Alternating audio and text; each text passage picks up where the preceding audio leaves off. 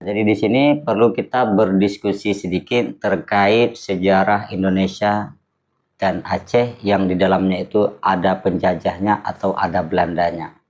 Nah, jadi di sini perlu kita membahas agar anak-anak bangsa, baik bangsa Indonesia ataupun bangsa Aceh hari ini perlu mengetahuinya.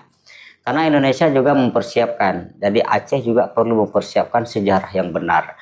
Kami di sini menceritakan berdasarkan sejarah. Nah, jadi berdasarkan sejarah yang kita ketahui dan di sini kita menggunakan logika kita.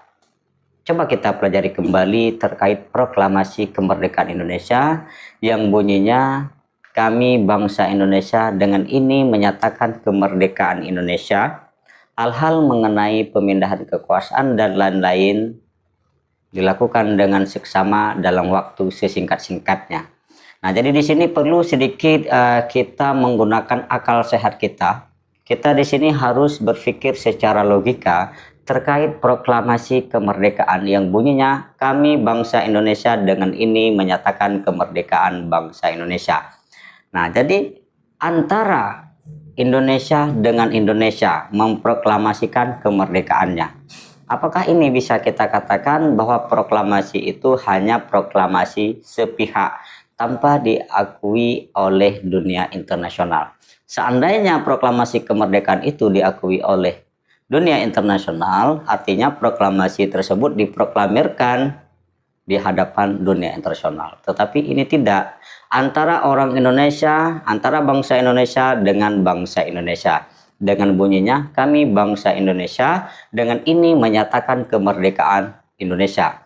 Apakah salah jika bangsa Aceh hari ini mengatakan kami bangsa Aceh dengan ini menyatakan kemerdekaan bangsa Aceh? Apakah di situ ada perbedaannya?